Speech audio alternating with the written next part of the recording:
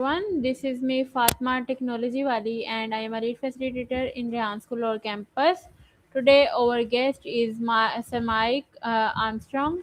So first of all I warmly welcome to Sir my interview and we are honored to have with us, and Mike has valuable experience in web development and content writing and other things. Today we will be discussing these exciting skills and how to succeed and current industry's trend, practical advice or agreements, and whether you are a student and inspiring or simply interested in technology, this conversation will provide valuable insights and inspiration. So, Mike, thank you, Sir Mike. Thank you very much for taking part the time to join us today, and it's pleasure to have you here. It's a Thank you pleasure very to be. much. Thank you. Thank you for having me. Okay, sir. First of all, I want to this. Please give me an introduction. I'm an entrepreneur. I've been an entrepreneur since the age of 11. I've also been in the corporate world as well. I've worked my way up from a telesales executive to one under the managing director as a corporate sales director. I've been involved in sales and marketing all my life. I'm 38 years experience. I started at 11. I'm nearly 49. And I run a bar, hotel, and event venue, as well as a number of other business ventures at the moment. And I'm also a author, speaker, mentor, coach, and that sort of thing. I'm a content creator. I do a series of inspiration, motivation, and education called Fire from the Welsh Dragon, hashtag Fire from the Welsh Dragon. And I just like sharing what I've learned in my life to other entrepreneurs and young entrepreneurs, and to try and help improve people and their knowledge and their experience in some ways so that they can improve their businesses or their lives in some way. Okay, great introduction. So, my first question is that what are your hobbies and what are your goals? So my hobbies, I like business, music, and sport. So anything to do with business, music, sport. I have an event venue, which is also a bar, hotel, and a restaurant. And I do business events, music events, and sports events. I also got an online brand called EV3NT5, which spells events with a three and a five. And I do business events, music events, and sports events marketing. So I would say my passions in life are business, music, and sport. And then my hobbies is what I do in my spare time. I like to watch sports. I go to sports occasions, sports events. I go to music festivals, music events, and I like going clubbing, partying, and I have bands and live music at my venue. And that's my hobbies. And what was the other one you asked for? Hobbies and interests, or hobbies and something else? Okay, great. And which brand do you have run? Tell me name again. The brand for my events, I share events with business, music, and sport under the brand EV3NT5. It basically says events, but with a three and a five, which makes it more trademarkable and more. I can protect it as a brand because I've got it's unique. It's not the word events. The word events with a three and a five for the E and the S. Have you create any website for your brand? I have a number of sort of link tree and sites. I have a lot of brands, so I keep my costs low by not having too many sites. I do have um, the domain name for events, and I stick one of my link tree event sites onto the domain. I think I got ev3nt5.com, and I might put a website on there at some point. I'm currently just going through a redevelopment of my own personal branding website, and I like to work from my own personal brand because whatever business you have is powered by your own personal brand. And so, as long as you market your own personal brand well, then you can do whatever business you want to from that personal brand. If people trust you and they trust your brand and your own personal branding, they'll trust the businesses you represent, etc. So you get leverage, from your personal brand onto your business and your business brands. Yes, you are too much right. People trust on these brands. They see images on your content and see everything like your material and raw materials. So people trust become more much, and he can advise to other to earn something and to buy things and to cover up events with your websites. Yeah. So Also, as well, it's important in business not to spend too much money, especially more money than you make. So it's quite important to make decisions on whether you actually need certain things or not, and to decide, to invest your money, not spend it, but invest it wisely in the things that will help you grow and make more money. And they're choices you have to make as an entrepreneur on what assets and what collateral you need, over or versus the ones you want, because as a human being and as a consumable society, we all want everything, but you can't always have everything, and you have to decide what you need and not what you want.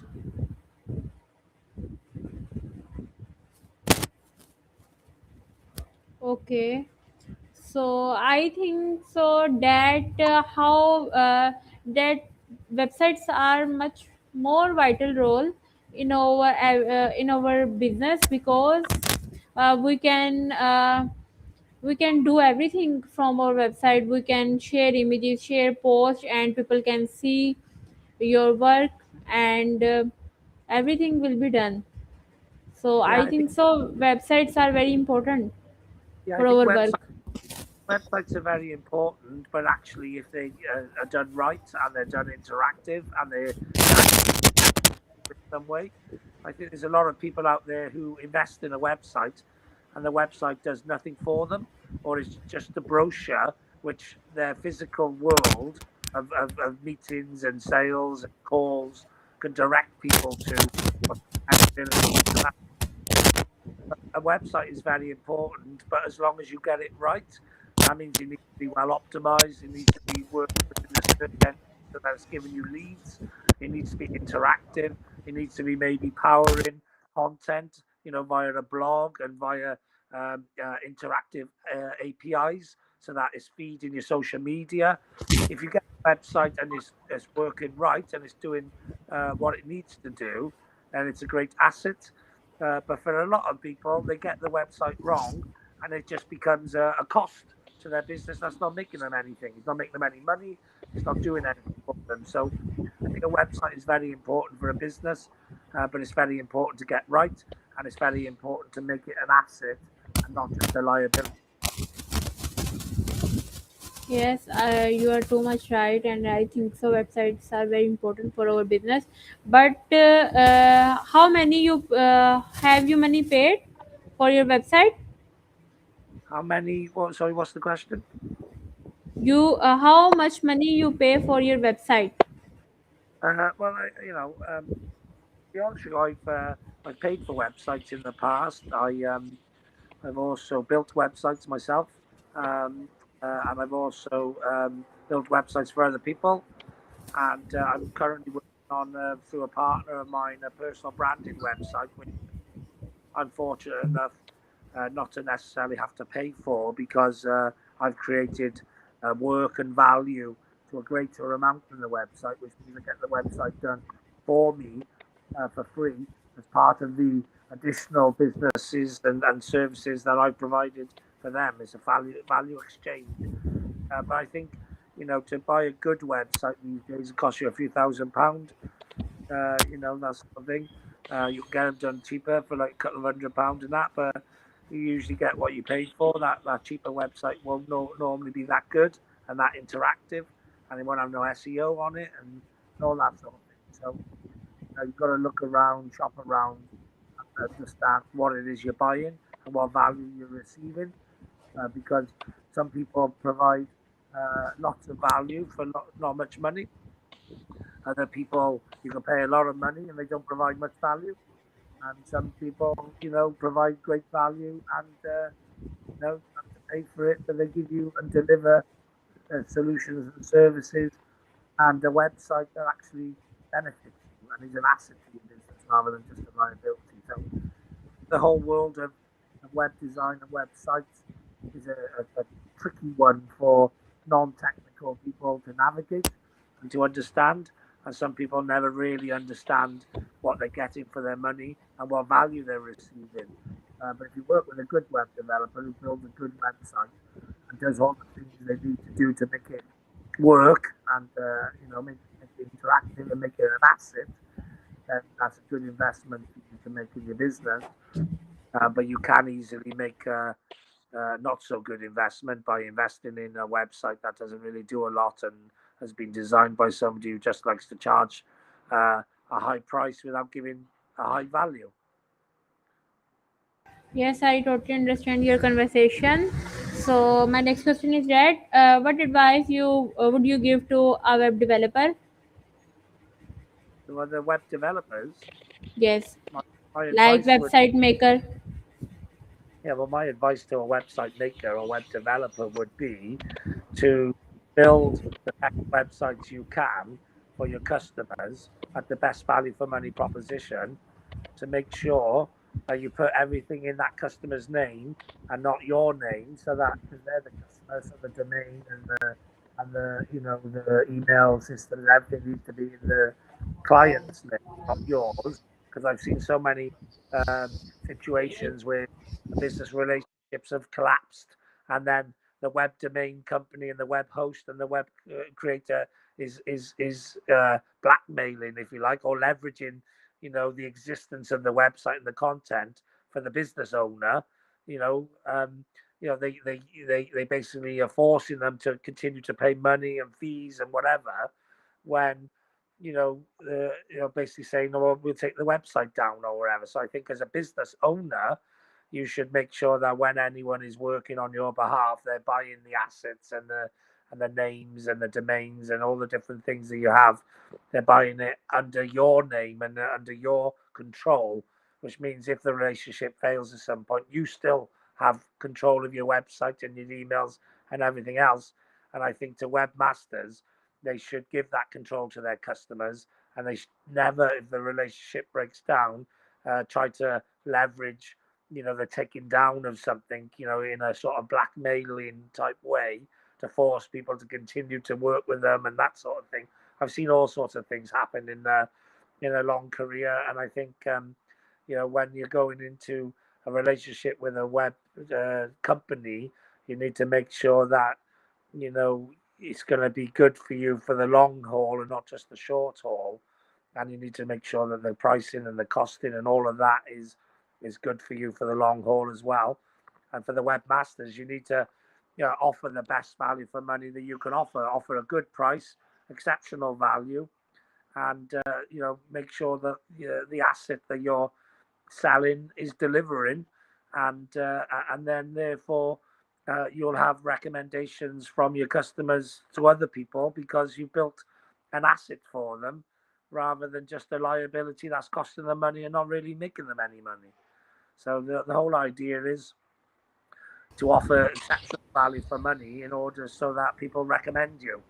If you just deliver a basic product at a basic price and it doesn't really do that good a job, and nobody's going to recommend you to anybody else. Basically means you're going to find it hard to keep finding new customers, new customers, new customers. But if you deliver exceptional value for money, a great product at a great price, and it's working for somebody, and it's an asset, it's making them money, and it's producing the leads that they need and the inquiries that they need, and it's feeding their social media and their marketing, and it's interactive and all the other things that good websites do, then people will highly recommend you to other people. And so they become the salespeople for you. They become assets for you. So your customers can become assets for you if you give them a good service and you provide them great value for money. So always go the extra mile with people to give them good services and good value for money, and they become assets for you. Invest in building assets for your business. Yes, you advise much more, and it's a good advice for me and other web developers. And I would be said that recommendations are very important for your work, because if you did not any recommendation, you cannot be proper work, and your work is not totally be good, because recommendations are be very helpful to your every work in other side, like over another businesses or like graphic designing, like any other business, we make a suggestion, and suggestions are very important in any business. So Yeah, I would be that recommended any suggestions for everyone, because everyone's suggestions are play a very role in our work, and our work will be good. So I want to this that recommendations are important for our work, and you give me a great advice. So my next question is that have you need any demo website for your business? have I done a what website for my business? Yes, Sorry, do I have a website for my business? yes. Yeah, so well, for the main business that I'm running at the moment, which is a bar, hotel, and event venue, I'm in that unfortunate position to have a website which is controlled by the brewery, and so it's sort of just a brochure website which tells people a little bit about what we do, but it's not interactive, so I can't update everything that's going on in my business. They don't give you user for that. So I actually use my Facebook page as the place where people can find out what's going on, because I can update that anytime I want to. I can build the following in the audience, and that audience then will be notified of what's going on in my business, what events I do, what offers I've got, all that sort of thing. So yeah, ideally I would have a business website which I could update and utilize the power of my social media, etc. But a lot of people find themselves in situations similar to that, where someone else maybe controls the website, or you don't have access control to your own website, and so you can't put the updates on there that you need to. So then a lot of people will turn to something like Facebook and a Facebook page or other social media to give the updates to the community or to the customer base that they want to be able to give. And that's what I do with my business. I could easily build another business website, but again, uh, it's about deciding whether you want to invest in a website or not. My Facebook page does mostly what I needed to do, and I invest in, I create content which I know search engines and AI find through my Facebook pages and my LinkedIn and other platforms. So I control the narrative. I control what the search engines show about my business, what they tell about my business, what events they show, etc., by putting the events in places where the search engines can find it. So, I use Eventbrite, for example, for putting events on, and I use my social media pages to create text and content, so that I'm feeding the internet the information it needs, so that when people are asking the internet for what it needs, asking via Google or AI or whatever, I'm curating and the narrative. I'm creating the story, and I create the results that the search engines and the AI bots and everyone else. I create the story that they then share with the world and the wider population, as those people are searching and looking for the things they're looking for. And I think that's key. So whether you utilize your website or other platforms to feed the information into the search engines and to control the narrative, as long as you're controlling the narrative and feeding the information, there are multiple ways of doing that. And I try and curate, a way of doing that using multiple platforms.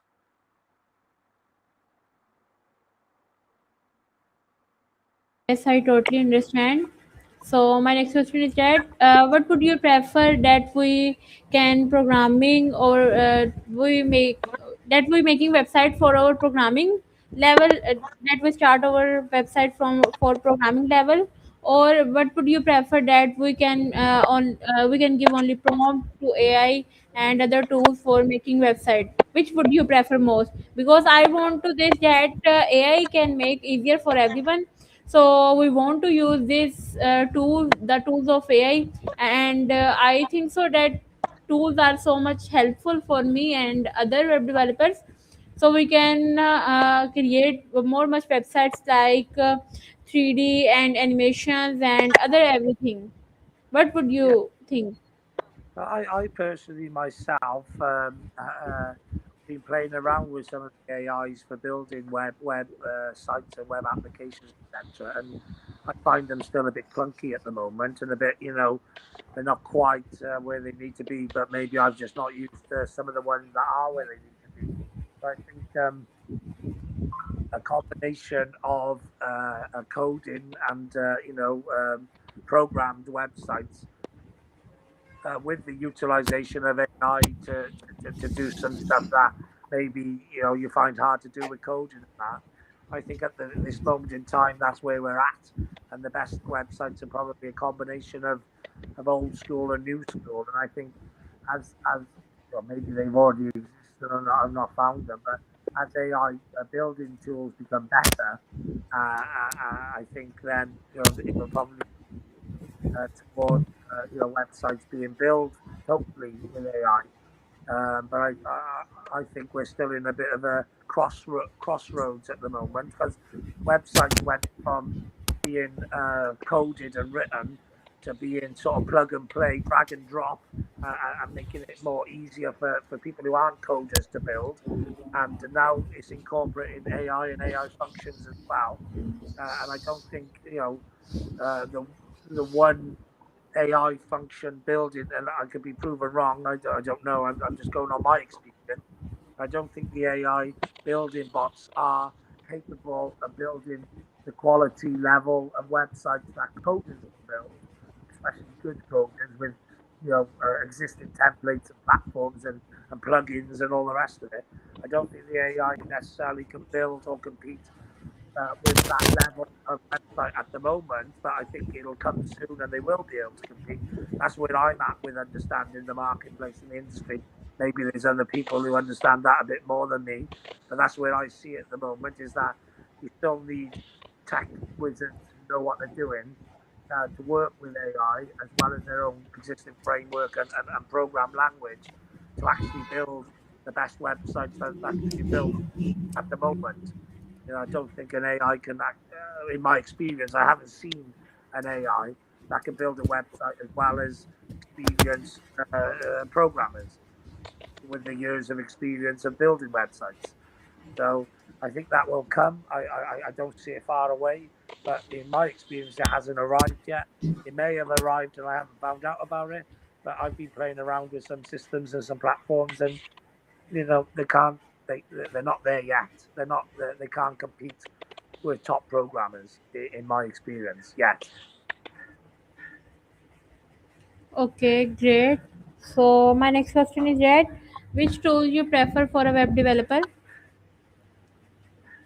So I've only been playing around with a few. I can't even remember the names of them. I've just come across them on social media or various places where they I think one was Lovable. I think one's Lovable, and there's Yes, lots out. Lovable is one of good. Yeah, there's lots out there. There's lots of programs out there. I think either I think you either need to think like a coder and a person who's experienced in building websites to be able to feed the information into the program in order to be able to get them out. So most people don't think like that, so therefore can't program the AIs in the way they need to program it to be fully completed and fully functioning. So I think you need to be a programmer level and have experience of building websites in order to be able to build the AI in the way you need to build the sites or to program the AI to build the sites that you need to get into the complex.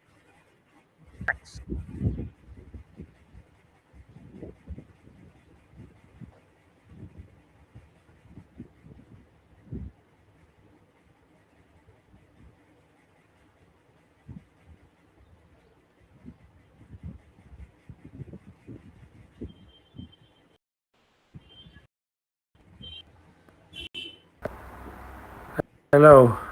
Yes.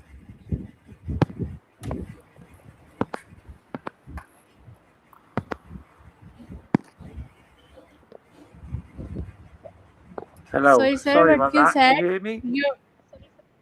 Yes, yes, I can hear you. I had a call come in. I had a call come in, and it knocked me off. And now the sound is not very good. I can't hear. It's very quiet. My sound is not clear. I might need to log out and back in. If you want to pause it for a minute, I'll log out and come back in. Okay, now our interview time is also end. So lastly, I want to this that you convey a little message with my audience.